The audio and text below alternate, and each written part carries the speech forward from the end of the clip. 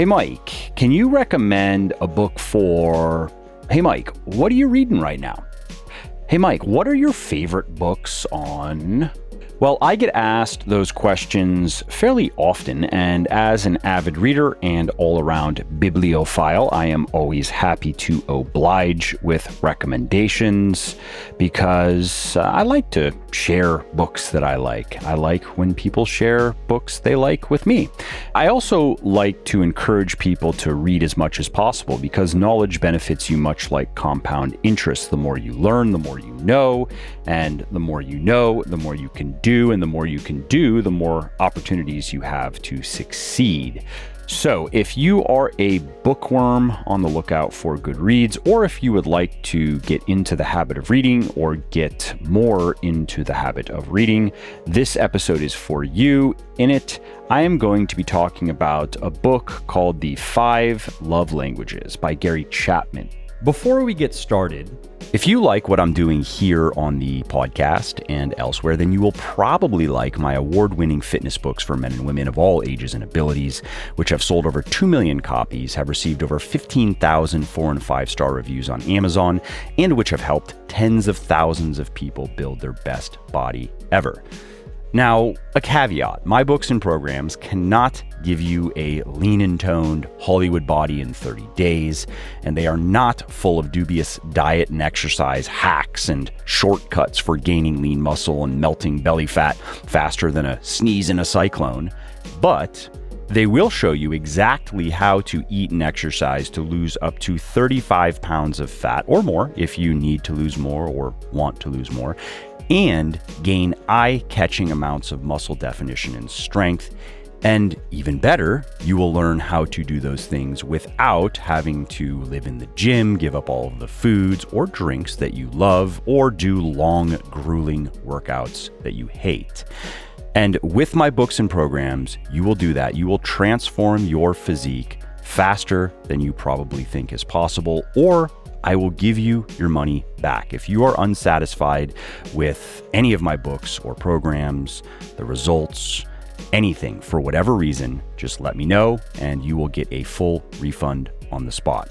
Now, I do have several books and programs, including Bigger, Leaner, Stronger, Thinner, Leaner, Stronger, and Muscle for Life.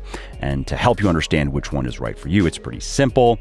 If you are a guy aged 18 to, let's say, 40 to 45, Bigger, Leaner, Stronger is the book and program for you. If you are a gal, same age range, Thinner, Leaner, Stronger is going to be for you. And if you are a guy or gal, 40 to maybe 45 plus, Muscle for Life is for you. The premise of this book is pretty simple. There are 3 parts to it. 1, there are different ways of showing love. 2, some people respond more positively to some ways than others. And 3, relationships can only blossom when each person speaks the other person's primary love languages. That is, they love each other the way that they most enjoy being loved. And specifically, the author posits 5 primary modes of expressing love. 1 is acts of service, so that would be doing things for your partner. 2 is giving gifts, so giving things that symbolize thinking about or remembering the giftee. 3 is physical touch, and that is not just sexual touch, but it would include that. 4, spending quality time, so that's giving focused attention. And 5, words of affirmation, and that is giving compliments and words of encouragement. Now, Chapman contends, and I agree, that while all of us can find enjoyment in being spoken to, so to speak, in each of those languages, 1 or 2 of them in particular probably make us feel especially loved, make us feel the best. And those are probably the 1 or 2 that we tend to use to show love ourselves and that we most request of our partners. Okay, so that's the nucleus of the book, so to speak. Now let's get to my top 5 takeaways. And the first one is, quote, being sincere is not enough. We must be willing to learn our spouse's primary love language if we are to be effective communicators of love. And my note here is that my wife and I are wired differently in this way.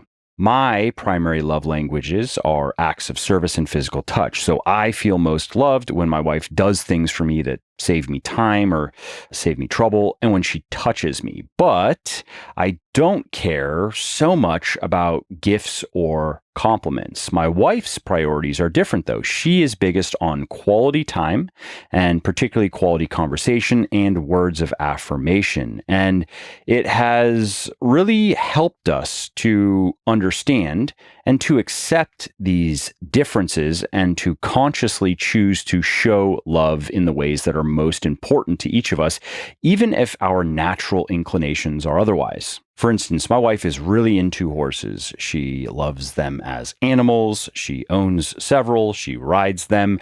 And I am not interested in horses at all, aside from what they cost. But if I want to make her very happy, all I have to do is suggest that we go do something related to horses. Maybe go to the equestrian center that is nearby and watch a show that is happening, or even just go by the barn and say hi to the horses and pet them and feed them. She loves it. And I can't say I quite understand that, but I don't have to understand it. I just have to do it. Okay, the second takeaway is, quote, love is kind. If then we are to communicate love verbally, we must use kind words. This has to do with the way we speak. And my note here is, this specifically is something that I've had to work at, because one of my biggest character flaws that I am aware of, at least, is in certain situations, not all of the time, not even most of the time, but in certain situations, I am quick to say rude and offensive things. And my wife really doesn't like it when I say rude and offensive things. And so I've caused a lot of unnecessary upsets over the years. But I have improved here, partly through a conscious effort to speak more kindly, and partly because I've resolved other things in my life, work-related things mostly, that were souring my mood. And that is a circumstance, for example, where I am more likely to be sharp-tongued, I guess. If I am just in a bad mood and somebody around me does something that is mildly annoying or mildly stupid, I'm much more likely to say something. I'm not going to blow my lid and lash out. I'm not an angry person. It takes a lot to really get my goat, but I am much more likely to react antagonistically. And so anyway, I have gotten better at not doing this, at just letting things go, even when I am not in a good mood. All right, takeaway number 3, quote, quality activities may include anything in which one or both of you have an interest. The emphasis is not on what you are doing, but on why you are doing it. The purpose is to experience something together, to walk away from it feeling like he cares about me. He was willing to do something with me that I enjoy, and he did it with a positive attitude. And my note here is, this used to be a strength of my and Sarah's relationship. We used to do a lot of things together, and that created a lot of love in the relationship. But since having kids and starting a couple of businesses, quality activities have been pushed to the back burner, and much more because of me than her. It's much more my fault than hers, really. And yes, that does happen naturally to everyone in similar circumstances, at least to some degree, right? Because we only have so much time and energy. But if I'm being honest, I have not given enough importance to bringing this back to the front burner with easy wins like date nights, anything related to horses, like I mentioned, short trips that we could go on, even if it's just within state and so forth. And I could say that I haven't had the time, and I could point to all of the things that I have kept myself busy with, mostly work, but that is like somebody saying that they don't have time to work out. Of course, they have time to work out. It's only a matter of priorities. And so I've chosen to give most of my time and energy to my work. And while this has paid off in many ways, it has also put a strain on my marriage. And so this is an area that I am working to improve in, specifically just being more open to taking opportunities to spend quality time together, even if that means working a bit less now and then, which objectively speaking will have no negative consequences whatsoever in my businesses.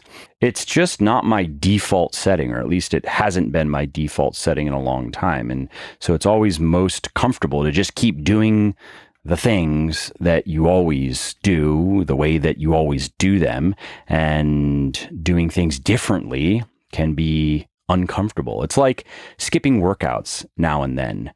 Does it matter if you skip a workout now and then? Even skip a couple of workouts now and then? Is it going to negatively impact your physique or performance or health or anything whatsoever? No, of course not. But if you are like most fitness folk, it irks you at least a little bit when you skip a workout, even if you have a great reason to skip a workout.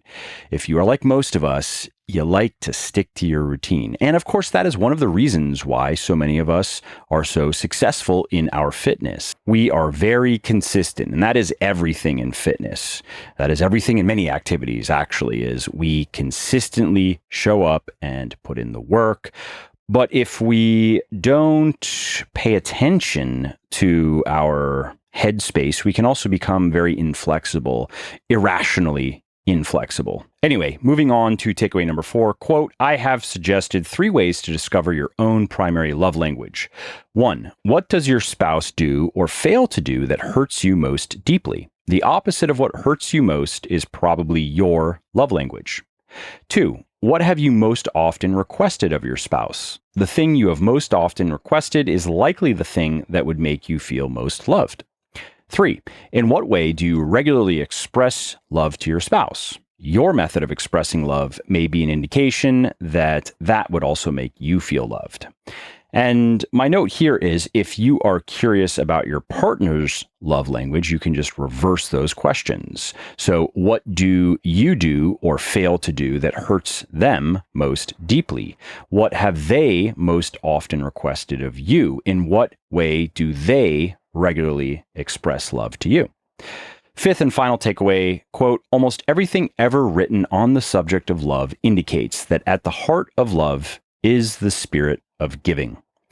My note here is give and take is the nucleus of any relationship, really. And when somebody takes far more than they give, they have to pay what Adam Grant calls the taker tax, the gradual loss of respect and support caused by selfishness and disregard for others that can eventually cost people everything.